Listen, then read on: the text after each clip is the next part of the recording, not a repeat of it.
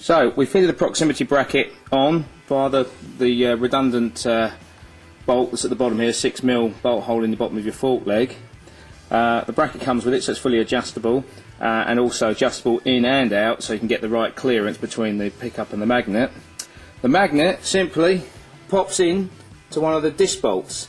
It's facing northwards out, easy to remove, just put another magnet on it and pull it out. There's no real pressure in there. And that's the proximity sensor run. Run the wire up in the original position, just cable tied it to the brake line all the way up until she pops out the top here. Okay, so we run the wire down for the rev counter. We've actually run it along the original loom, tied to it, or you can wrap it up inside. Fed it through under the engine plate to the CDI, which then we've used a Scotch log. It's a bit of a cheat, but you can just Scotch lock it straight on, I don't know if you can see that, onto the blue and white trigger wire from the pulse coil to the CDI, and that's your RPM gauge working.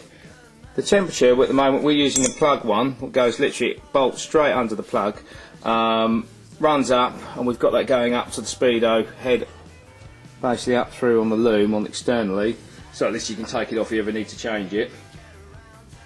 Okay, so we've run through, we've got the temperature sender wired up, the rev counter, pick up from the CDI, and the proximity sensor from the front wheel already wired up to here.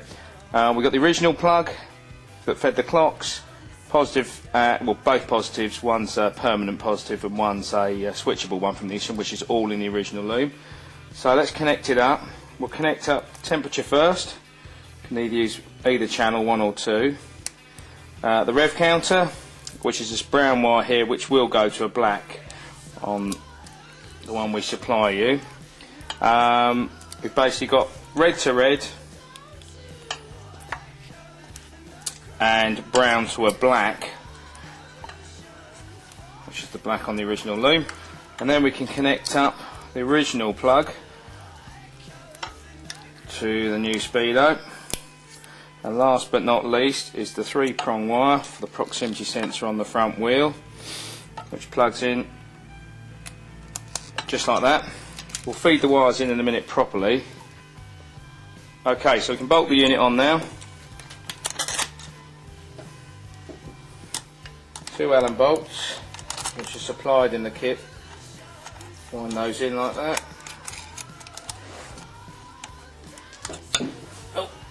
And the second one.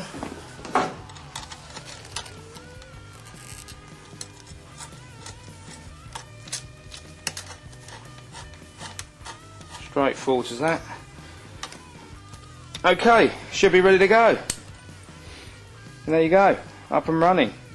You can tidy your wiring up, you can feed it in, there is enough room to get everything in there. We tend to just re-tape up the plug or cover it with the original shroud, push it down in behind the clocks, or the headlight should I say, and you're all set to go, ready for programming. Okay, let's run through some of the functions. Ignition on, does a reset straight away.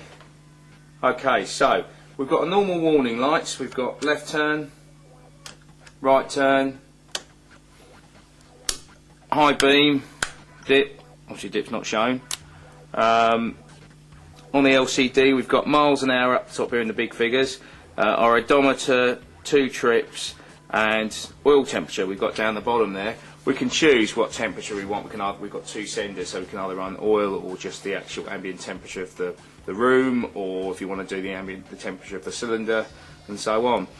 Programming, real simple. Hold the 2 buttons down, goes into adjust mode. First option we can choose miles an hour or kilometres depending on your country. We're in MPH in the UK. Shifting through, we can choose the amount of cylinders, 2-stroke, 4-stroke, how many times the engine fires, so we can shift through that. Moving on to centigrade, which is our option. We've got centigrade or Fahrenheit. We're going to use centigrade today. This is the warning light we've talked about, the speed warning light. So we've got speed flashing up the top here. We've got it set at 60, but brilliant for city riding. If you've got a limit of, say, let's say 30 miles an hour, that will blink up. Moving on, we've got, this is the program for the shift light, so you can either use it as a shift light or an RPM, red line. We're using that at 9,300 at the moment. We've also got a we're using that at 9,300 at the moment. We've also got a minimum as well. You can have it set for, let's say, it idles under 1,000, it will come on.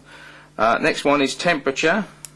We can choose between the two. We can actually have them flashing depending on, you know, if you want it to come on at the time that you want to start riding the bike, it will actually start to blink you, or if it's overheating, you can have it flashing on.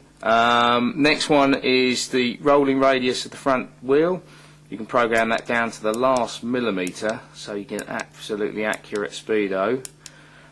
Normal one here is time. We all know that one, so we'll shift through there. Fuel gauge. We're not using a fuel gauge, but it's programmable to the minimum and the maximum, so you can get that right, depending if you want to put a fuel sender in. And the last one is a power test, which is just showing the battery condition at the bottom there, 12.32 volts. And then moving through, it resets to the beginning again. Hold select down, which gets us back into normal running function. I hope that's cleared up some of it. It's a bit short and brief, but it should help.